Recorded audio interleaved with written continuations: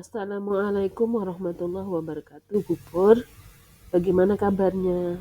Terlihat segar ya sekarang. Waalaikumsalam warahmatullahi wabarakatuh. Alhamdulillah. Kabar baik, sehat walafiat Bu. Bagaimana kabar Bu Hasnah dan keluarga? Semua sehat? Dan Alhamdulillah, saya dan keluarga juga sehat, Ibu. Wah, ada keperluan apa ini Bu?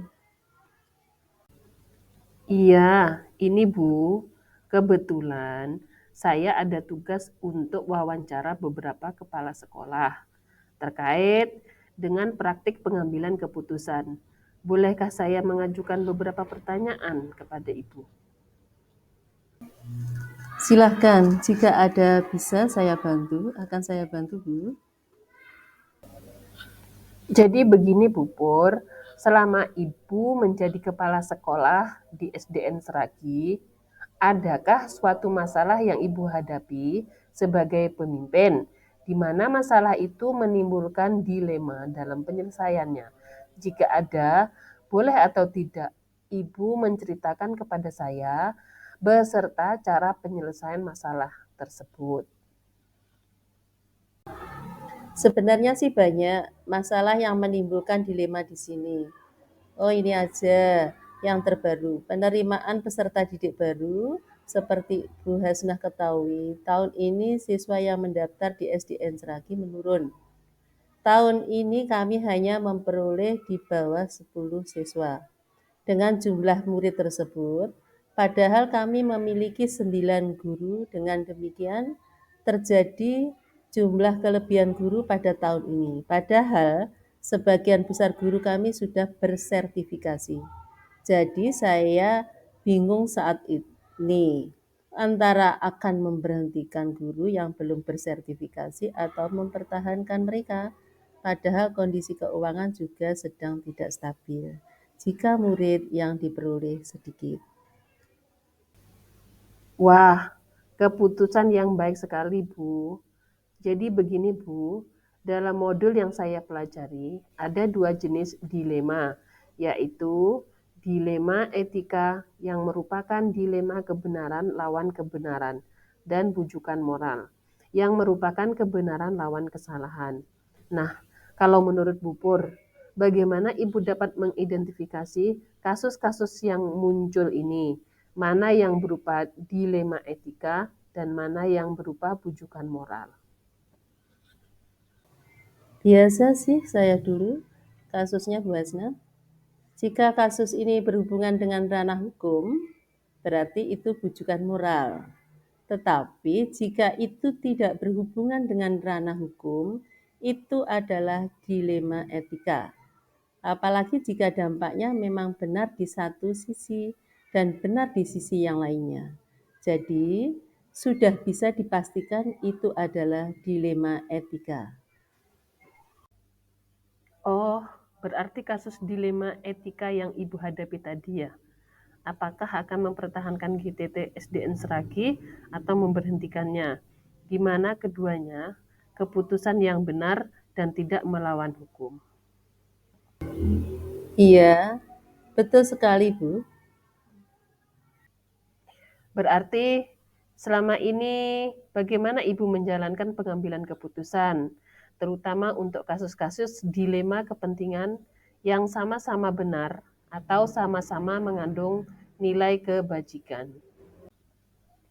Adakah langkah-langkah atau mungkin strategi seperti apa yang Ibu biasanya lakukan dalam menyelesaikan masalah dilema seperti ini, Ibu?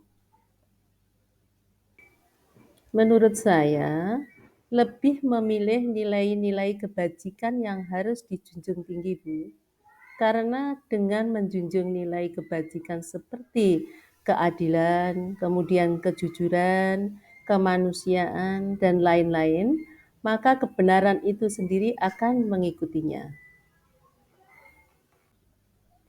Adakah langkah-langkah atau mungkin strategi seperti apa yang Ibu biasanya lakukan dalam menyelesaikan masalah dilema seperti ini, Ibu? Untuk masalah seperti itu, biasanya saya memerlukan 3 tahapan, Bu. Yang pertama, saya mengkonfirmasi masalah kepada yang berkepentingan. Yang kedua, berdiskusi dengan para guru dan tenaga kependidikan. Nah, yang ketiga, biasanya saya merefleksikannya. Bagaimana kalau saya ada di posisi mereka? Hal seperti apa yang saya inginkan atau saya ingin diperlukan seperti apa? Ada tidak, Bu, hal-hal yang Bu Purwati anggap efektif dalam pengambilan keputusan pada kasus-kasus dilema etika? Saya rasa semuanya akan efektif jika kita komunikasi dengan baik kepada semua pihak yang berkepentingan, sehingga mereka itu tahu apa yang terjadi kepada kita dan kita tahu apa yang terjadi kepada mereka. Adakah yang menurut Ibu merupakan tantangan dalam pengambilan keputusan pada kasus-kasus dilema etika? Tantangannya itu cuma satu, yaitu jika tidak adanya keterbukaan dari salah satu pihak, jadi kasus-kasus dilema ini membutuhkan keterbukaan dalam menyelesaikan masalah itu. Apakah Ibu memiliki sebuah aturan atau jadwal tertentu dalam menyelesaikan sebuah kasus dilema etika? Maksudnya, apakah Ibu langsung menyelesaikan di tempat atau memiliki sebuah jadwal untuk menyelesaikannya? Atau memiliki prosedur tertentu untuk menyelesaikan kasus dilema itu? Kalau jadwal tertentu mungkin tidak ada, tapi kalau prosedurnya jelas ada. Seperti kasus yang saya sampaikan tadi, saya memerlukan diskusi terlebih dahulu dengan para guru-guru sekolah, kemudian mengkonsultasikannya dengan pengawas atau pihak berkepentingan. Dua langkah itu saya ambil untuk mencari solusi terbaik bagi semua pihak. Adakah seseorang atau faktor-faktor mungkin yang selama ini dapat mempermudah Bu Pur dalam mengambil sebuah keputusan untuk kasus-kasus dilema etika? Iya, tentu, Bu. Biasanya saya berkonsultasi dengan guru-guru dalam pengambilan keputusan penting, terutama yang berhubungan dengan kepegawaian. Pertanyaan terakhir, Bu. Dari semua hal yang telah Ibu sampaikan tadi, pembelajaran apa yang dapat Ibu petik dari pengalaman Ibu dalam mengambil keputusan sebuah masalah yang menimbulkan dilema etika ini? Kita harus selalu membangun jaringan komunikasi yang baik dengan banyak pihak. Kita juga harus membangun rasa empati kepada orang yang bekerja sama dengan kita. Dengan demikian, kerjasama kita dalam mewujudkan pendidikan yang baik dan menyenangkan bagi murid itu dapat terwujud. Mungkin seperti itu, Bu. Bu Pur, terima kasih banyak atas waktunya dan kesediaannya dalam menjadi narasumber wawancara saya hari ini. Iya, Bu Hasnah, sama-sama. Saya juga senang bisa membantu panjenengan. Ibu, kalau begitu, saya mohon izin pamit dahulu. Semoga lancar semua pekerjaan Ibu hari ini. Insya Allah, terima kasih. Iya, Bu. Saya mohon pamit. Assalamualaikum warahmatullahi wabarakatuh. Waalaikumsalam. Terima kasih atas kedatangannya, Bu Hasnah. Sama-sama, Bu Pur.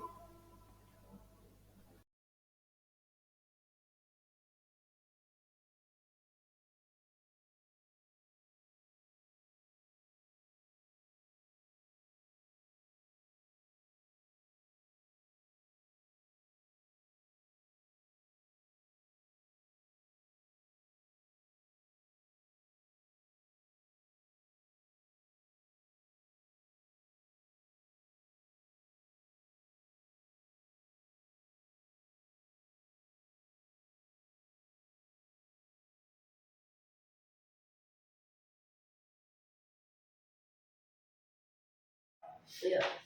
Assalamualaikum warahmatullahi wabarakatuh. Waalaikumsalam warahmatullahi wabarakatuh. Basna. Apa kabar Bu Risa? Alhamdulillah baik. Bagaimana kabarnya Bu Asna? Kabarnya baik juga Bu Risa. Alhamdulillah. Akhirnya sampai juga ya ke sekolahan saya. Iya Bu Risa. Saya minta waktunya sebentar ya Bu Risa ya. Ya boleh, lama juga boleh. Nah saya di sini minta waktunya, mungkin saya akan bertanya-tanya atau menyampaikan beberapa pertanyaan untuk Ibu gitu ya. Iya, silahkan. Tapi di sini saya mau memperkenalkan diri dulu. Oke. Nah, nama saya adalah Hasna, berasal dari SDN 16 Mangrejo, yang mana pada saat ini mengikuti calon guru penggerak angkatan 8. Nah, saya di sini diberikan tugas Bu Risa sama PP atau fasilitator. Nah, di sini saya akan mendemonstrasikan kontekstual modul 3.1. Ya. Nah, yang mana di sini ini saya akan akan melaksanakan coaching gitu sama penjenengan. Gitu, nggih. Nanti misalkan kalau ada pertanyaan mungkin kalau saya bisa jawab, ya insya Allah saya jawab dengan sebaik-baiknya seperti itu Mas. Ya Bu Risa. Nah di sini saya ini Bu Risa, tapi tidak mengganggu ya? Alhamdulillah tidak. Ini kebetulan sudah selesai, masih sudah agak free sedikit. Alhamdulillah. Ya, terima kasih Bu Risa, saya mengganggu, tapi ya memang saya betul-betul mau mendapatkan info tentang mungkin ada kasus-kasus yang perlu saya ketahui Bu Risa. Saya minta maaf ya, tetapi saya mau tahu mungkin penjenengan sebagai pemimpin di sini. Nah, saya menginginkan bagaimana penjenengan menyelesaikan masalah-masalah yang ada di lembaga pembimbingan. Nah, saya akan mengajukan beberapa pertanyaan. Nah, jadi yang pertama pertanyaannya adalah ini Bu Risa. Selama Bu Risa menjadi kepala sekolah di sini, panjenengan mungkin dapat mengidentifikasi kasus-kasus yang merupakan dilema etika atau bujukan moral Bu Risa yang ada di lembaga pembimbingan. Iya, selama saya menjadi pemimpin di sini, maksudnya saya masuk ke lembaga ini, ada beberapa kasus-kasus juga yang saya rasa itu termasuk dilema etika, di mana dilema etika itu biasanya kasus itu berhubungan dengan keputusan atau hal yang baik itu dengan sesuatu hal yang baik, jadi sama-sama baik. Nah, terus kemudian kalau bujukan moral itu terkadang itu ada hal yang baik sebenarnya keputusannya itu, tapi di luar itu harus ada, maksudnya ya tidak buruk lah, maksudnya emang harus kebalikannya lah, jelek gitu, maksudnya harus ditutupi atau harus segera dipublikasikan seperti itu. Harus diselesaikan ya Bu ya. Iya, nah, dengan hal-hal tersebut untuk mengidentifikasi kasus tersebut, penjenengan mengidentifikasinya gimana Bu ya? Untuk itu menemukannya ya. Biasanya kalau saya mengidentifikasi dari apa yang ada di sekolah saya, seperti itu kasusnya, seperti misalkan ada dilema etika seperti itu. Ada satu hal, misalkan contohnya ya Bu ya seperti ini. Ternyata di sekolah saya ada guru yang habis cuti seperti itu, cuti melahirkan ya Bu ya, terus kemudian masuk, ternyata bayi yang baru guru tersebut melahirkan, ternyata dia tidak bisa ditinggal di rumah dan tidak bisa menggunakan sosial formula, jadi harus selalu ASI ibunya. Jadi setiap untuk beberapa bulan ini saya perhatikan selalu dibawa ke sekolah. Ya seperti itu. Sebenarnya itu baik-baik saja ya Bu ya, nggak apa-apa bawa bayi.